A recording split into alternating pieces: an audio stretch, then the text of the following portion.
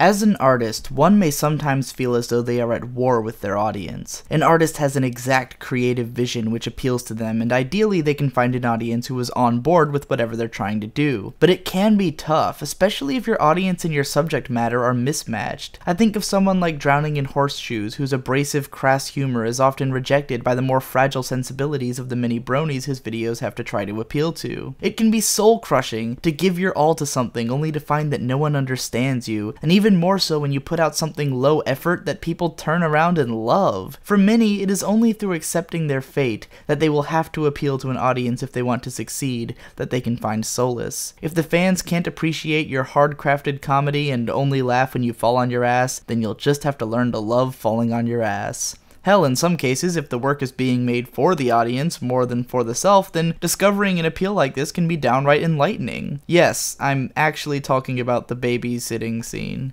This is going to be a long video. After catching up on My Little Pony back when I first watched it all in 2012, A Friend Indeed was the second episode that I got to watch on its TV broadcast, and it rocked my goddamn world! It was the first episode which inspired me to write about it and to start making My Little Pony analysis on my old Digibrony Tumblr. I'd even credit this as the episode which solidified Friendship is Magic as my favorite TV show of all time and affirmed my place in the brony community. To me, this episode was a blast of all the most memorable and mind-blowing things I had seen. The Smile song dug its way into my heart and took root. Pinkie Pie's infectious happiness and energy gave me chills every time I watched the episode. I remember one of my first musical contributions to the fandom as a member of the chorus in Forest Rain's massive Smile project. I remember how this episode took the bronyhood by storm and gave them an anthem to live by, a coda of happiness to carry in their hearts. I remember walking into the lobby at BronyCon and hearing a chorus of the Smile song and knowing I was in the right place. The way Pinkie Pie shattered through the show's walls, pulling entire other artistic mediums into her world, felt to me like it was bridging the gap between the show's universe and my reality. In this episode, I found out how Pinkie Pie was one of the most relatable fictional characters to myself that I had ever seen, as well as one of the most interesting. I even wrote an analytical fan fiction in which I wrote as Pinkie Pie analyzing herself in my voice. It was weird, but I'm basically going to explain the points I made in that analysis below, some of which I've touched on heavily in my Pinkie Pride video, but we'll explore more fully here. Pinkie Pie, to me, is obviously a manic depressive. By this point, her main deflating sadness has been proven not to be a one-off joke from Party of One, but a full-on aspect of her character. Pinkie Pie is capable of living in an incredible high most of the time, but her high is completely predicated on feeling okay with the world around her. She needs to believe that certain things are true about herself in order for her to be happy, and if those things are not true, then she will flip into a completely opposite state of mind. I have dealt with depression for more than half of my life, but the weirdest thing about my depression is that I've always considered myself one of the happiest people around. When I experience something good, it is absolutely euphoric. When I love intensely and with all of my heart. When I speak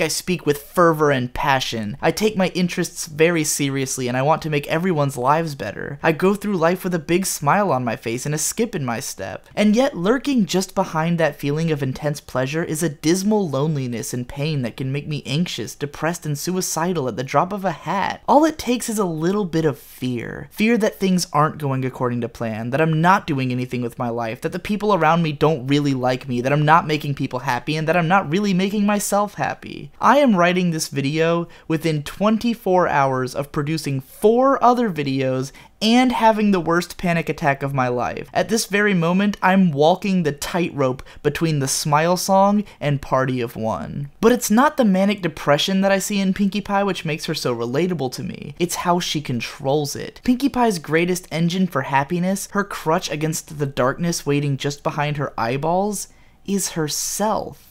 It all came to me in that one moment when Pinkie Pie lifted an after-image of herself out of the darkness and brought her into the light. It's true that some days are dark and lonely, but the only pony who knows how to show her that it isn't that bad is herself. And who else could it be? Pinkie Pie understands happiness better than anyone. She knows what it takes to make herself happy. When she falls apart, it's because she knows that she can't be happy living the way that she is. She has decided to predicate her happiness on the love of her friends, and without that, there is nothing left to save her. I have predicated my happiness on my ability to subsist on my passion. I have never tried to imagine living differently. If something happened to this channel and I couldn't live off of it anymore, I would just keep banging away at making it work until I did. Pinkie Pie's mind is miraculous in more ways than one. This episode teaches us about how Pinkie's mind is possibly even more impressive than her incredible physical makeup. But to give you an idea why, I'm going to have to bring up some theoretical studies. Self-proclaimed math geek, DeviantArt user Dizzyadeki1990 wrote a statistical analysis of Ponyville's probable population in 2012. His final estimation of Ponyville's population was between 3,100 and 4,300 ponies. Meanwhile, Dunbar's number is the suggested cognitive limit to how many people one can retain stable social relationships with. It is estimated to be between 100 and 230 people on average. Pinkie Pie claims to be friends with every single pony in Ponyville, and appears to have a functioning knowledge of all of them and how they relate to one another. Ergo, her cognitive ability exceeds that of the average human by around 300 times.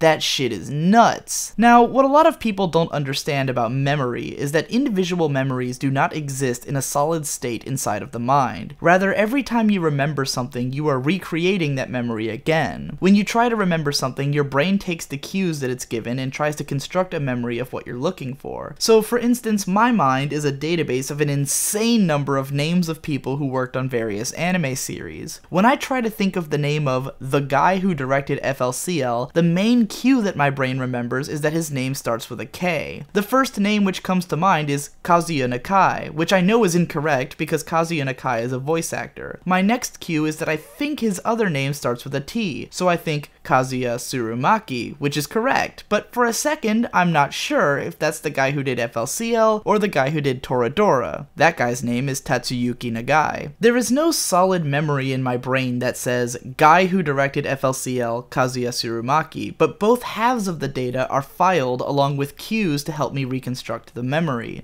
I have always considered Pinkie Pie to be a genius, with an almost endless wealth of knowledge that she simply isn't adept at accessing. The difference between Pinkie's brand of genius and Twilight's is that Twilight's is the product of an incredibly well-trained and honed mind, while Pinkie's is a chaotic mess of a mind crammed with as many errant signals as it can fit. Twilight Sparkle's highlighter example from Testing 123 actually provides a great comparison. Whereas Twilight is concerned with separating the wheat from the chaff, Pinkie Pie simply consumes all of the knowledge in her path like a vacuum with no idea how she's going to use any of it. That's why Pinkie Pie is so random. She doesn't have any idea where the lines exist between thoughts and knowledge that she has that is useful and that which is useless. Everything is called back to on a moment-to-moment basis. It's why sometimes she seems weirdly knowledgeable about random topics or can remember the exact page number of the exact book that has the exact knowledge that Twilight needs, but other times she seems to spout non sequiturs and be completely thoughtless. So in just this one episode, there is grounds to establish Pinkie Pie as not only a manic depressive with self-perpetuating energy, but also a mad genius with an endless wealth of untapped knowledge. But even without diving deep into the layers of Pinkie's psyche, this episode still stands as a glorious manifesto to her character's most basic elements within the storyline. Pinkie Pie's ethos is explained in such a straightforward and powerful manner that you could just show someone the Smile Song and they would know what she's all about in a heartbeat. If you haven't seen Grant Baudet's analysis of Pinkie Pie's unique walk cycle from the Smile Song, I absolutely demand that you do so. Not only does it show you just how much work the animators put into making Pinkie Pie's radiance stand out perfectly, but it shows you just how much Pinkie Pie as a character explodes into being with her every action. Something so simple as a walk cycle expresses so much about her character that it could probably be used as an educational tool for animators and artists in general. You know,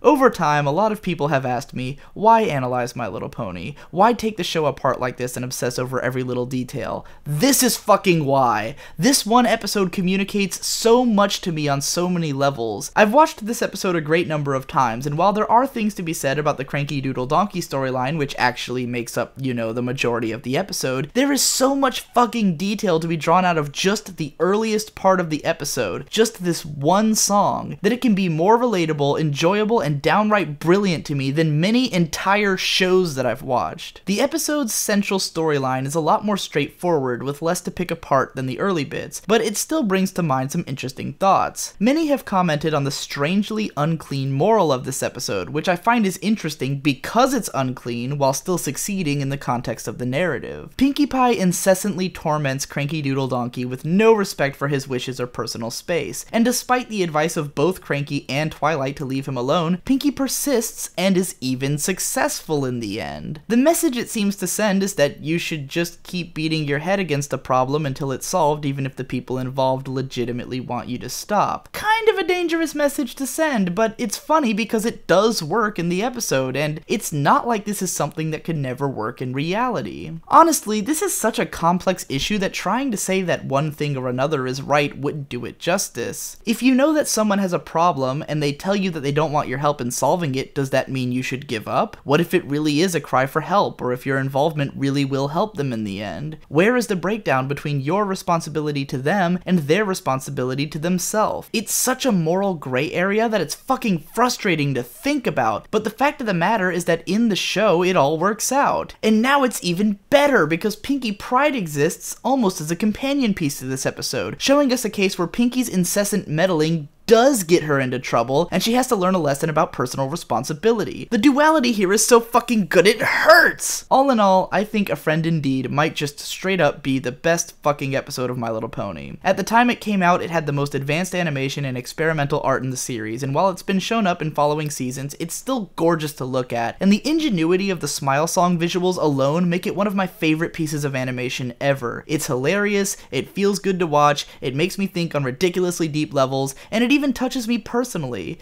It's pretty much the greatest thing ever, and I'm incredibly fucking glad I finally took the time to talk about it. I don't know what my next video will be. My life is a ceaseless clusterfuck of insane passion and anxious explosions. Really, it's always been that way, but right now it's crazy intense. All I want to do is burn brightly with passion, to make as many videos as I can, make my channel grow as big and glow as bright as I can make it, and finally reach some modicum of stability in my life. If the Smile Song is Pinkie Pie's personal manifesto, then take this video as mine. This is what makes my whole life worthwhile.